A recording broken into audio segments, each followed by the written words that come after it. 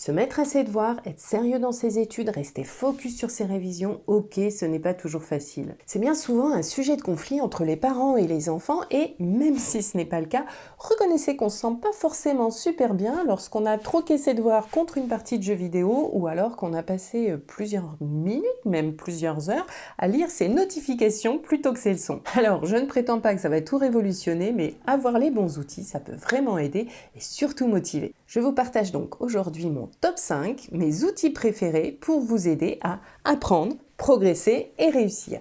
Et je tiens à vous préciser que ces outils, je les ai tous testés, sauf un, on verra lequel un petit peu plus loin, je les ai tous testés avec mes élèves et les jeunes que je coach. Numéro 1, une routine devoir. Alors vous allez peut-être vous dire, c'est une habitude, ça, c'est pas un outil. Oui, mais ce qui est important pour qu'elle parle aux jeunes lorsqu'il fait ses révisions, ses devoirs le soir, c'est qu'elle soit imprimée, qu'elle soit physique, qu'elle soit visible. Alors ça peut être sur papier, comme les deux que je vous présente là, que j'avais réalisés avec des jeunes que j'ai coachés, on les avait réalisés ensemble lors d'un coaching, en fonction de leur goût, enfin de ce qu'ils avaient à faire déjà bien sûr, et puis de leur goût, c'est eux qui ont choisi le modèle, etc. Alors, petite précision, je ne sais pas si vous connaissez, elles ont été faites avec le site Canva, qui est un site vraiment super bien pour trouver plein de modèles en tout genre. Là, je vous présente la routine devoir, enfin sous forme de routine, mais ça peut être aussi des cartes mentales, des tableaux, enfin il y a tout un tas de choses. Donc d'ailleurs, si ça vous intéresse que je vous fasse une petite vidéo tuto sur Canva, un petit commentaire, mettez-le moi en commentaire, je me ferai un plaisir de vous faire une vidéo là-dessus. Celle-là, elle est en format horizontal, parce que l'idée c'était que le jeune l'affiche juste dans le petit coin au-dessus de son bureau et qu'il déplace un petit personnage, un petit pion, au fur et à mesure qu'il avance les activités de la soirée. Voilà pourquoi elle est dans ce sens-là.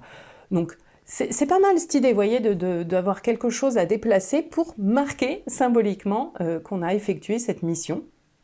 Ou alors on peut se faire une petite feuille qu'on va cocher chaque soir, mais voilà, l'idée de déplacer quelque chose comme ça peut être un aimant sur un tableau, tout simplement. Alors oui, je me suis dit que ça pouvait être intéressant qu'à chaque fois que je vous présente un outil, je vous présente un outil papier, matériel, enfin manipulation, et puis un autre sur smartphone, un outil numérique. Parce que oui, je sais, il y a ceux qui sont pour, il y a ceux qui sont contre, il y a ceux qui se disent « Ah non, c'est bon, mon enfant, il a assez sur les écrans comme ça », et puis il y a ceux à l'inverse qui se disent « Ah ben non, moi, sans les écrans, il voudra rien faire ». Donc, vous avez les deux possibilités à chaque fois. Et là, pour la routine devoir, moi, ce que j'ai retenu, alors j'ai pas trouvé encore franchement l'application qui me convient à 100% pour ça. Promis, le jour où je la trouve, je vous en parlerai, je vous ferai une vidéo là-dessus. Alors j'en ai testé plusieurs, vous voyez, elles sont regroupées dans Habitude, Goalmeter, Chill Reward, j'avais testé aussi Habitica. Mais pour l'instant, celle que j'aime le plus, vous voyez, c'est celle-là. Et on peut créer en fait un avatar pour chaque membre de la famille. Donc moi c'est Cap Réussir, voilà. Je me suis mis des petites missions devoirs. Hop, je vous dis, je suis pas encore super au point. Et à chaque fois, on peut se mettre comme ça, sa petite routine, les différentes choses qu'on a à faire, pardon. Et du coup, à chaque fois, on va pouvoir gagner des points. Hop, quand tout est fait. Voilà.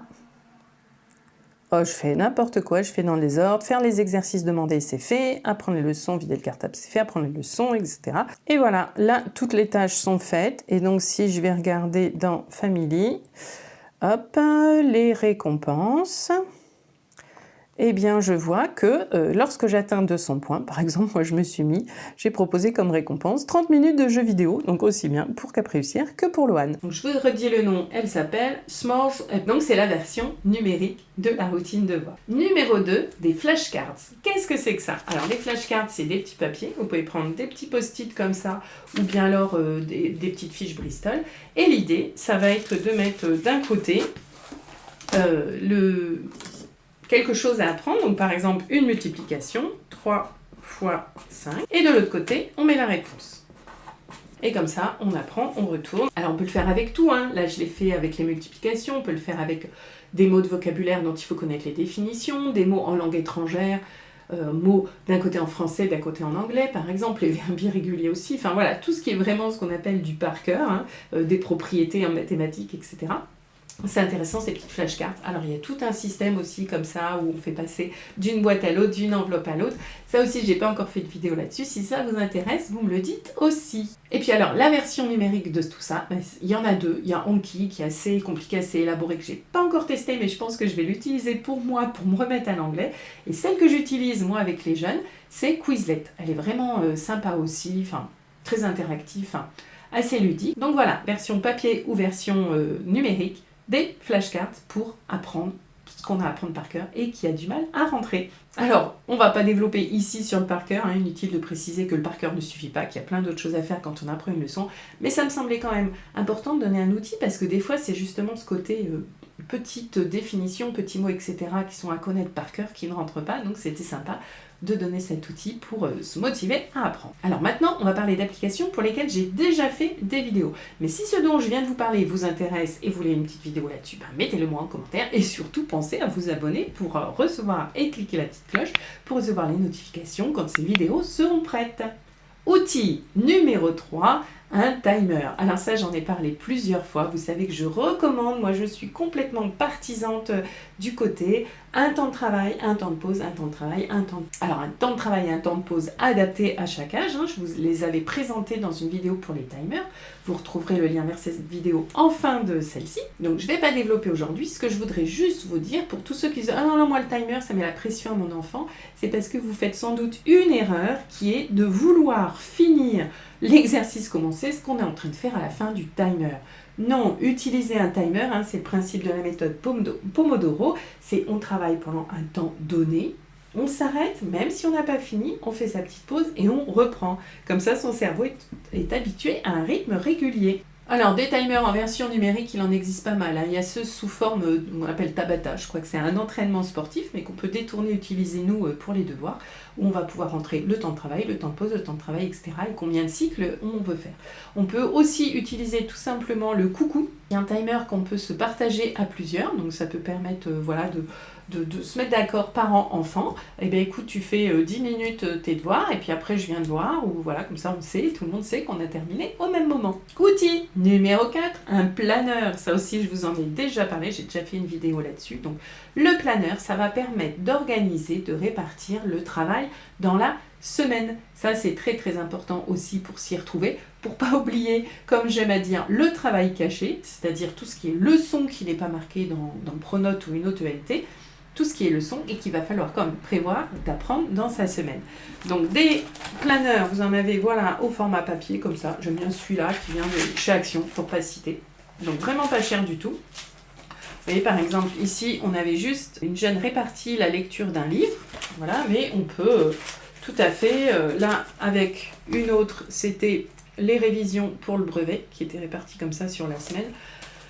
Donc l'idée, voilà, c'est d'organiser son travail sur la semaine. Alors avec un jeune que je coachais aussi en visio, du coup on avait besoin d'un outil numérique. On a fait ça sur Trello, donc je vous montre un petit peu ce que ça donne. Donc si vous êtes plutôt team application, team numérique, eh ben, je vous propose de le faire avec Trello qui est sympa, assez visuel et où on peut déplacer, cocher. Ça met un peu de fun aussi dans cette histoire d'utiliser un planeur. Alors avant de passer au dernier outil, si cette vidéo vous plaît, pensez à la liker. Pour moi, c'est important, ça montrera qu'elle vous plaît, ça va me donner ma petite dose de motivation et l'énergie nécessaire pour continuer à vous produire d'autres vidéos. Et puis ça montrera à YouTube que son contenu est intéressant et que ça vaut le coup qu'il la montre à plus de personnes. Outil numéro 5, la météo des émotions. Qu'est-ce que c'est que ça? Qu'est-ce que c'est que cet outil? Alors, je l'ai appelé comme ça parce que moi, voilà, c'est celui que j'utilise, qui fait partie de la boîte à outils 100% motivation. Mais en fait, c'est tout ce qui concerne un outil pour pouvoir s'exprimer, parler de ses émotions. Donc sur Internet, vous trouvez d'autres outils sous forme de roues, avec des petits personnages, des mots, etc. Moi, je voulais un outil sans tête, pour pas s'identifier trop, mais qu'on puisse vraiment être libre de parler de son émotion, et sans mots, pour la même raison. Voilà pourquoi je suis partie sur la météo. Et dans la boîte à outils 100% motivation, j'ai mis une version numérique aussi, qui permet de cliquer voilà, sur son émotion du jour et puis d'avoir des petits messages qui nous disent un petit peu, qui nous proposent quoi faire dans ces cas-là.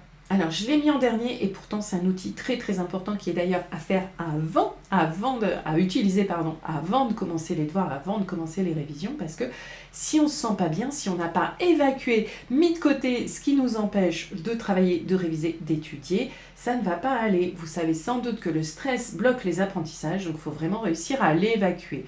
Attention, ça ne veut pas dire que si je me sens mal, je ne travaille pas, je ne fais pas mes devoirs, ça veut dire qu'il faut que je prenne ça en compte et que je fasse quelque chose pour remédier à ça avant de m'y mettre, sinon ça va être comme remplir une passoire, du temps perdu. Alors ces 5 outils, je les ai choisis parce qu'ils permettent chacun de développer une compétence bien particulière. On a la motivation avec la routine de devoir, la concentration avec le timer, l'organisation avec le planeur, la mémorisation avec les flashcards et la confiance en soi avec le thermomètre des émotions. Alors si tu veux en savoir plus sur ces compétences et comment les développer au-delà de ces outils, je t'invite à cliquer ici sur le lien vers mon guide des 12 meilleures clés. Là, je t'en ai présenté 5 compétences, mais voilà, j'en ai recensé 12, des 12 meilleures clés pour apprendre, progresser et réussir. Ce guide va t'aider à savoir où tu en es, toi ou ton enfant, dans chaque domaine. Est-ce que c'est un domaine prioritaire à développer? Est-ce que c'est un domaine qui fonctionne bien, qui va bien? Et avec quelques petits conseils pour le développer. Et puis, je te mets aussi ici les liens des 2 vidéos dont on a parlé sur les planeurs et sur les timers. On se retrouve tout de suite là-bas.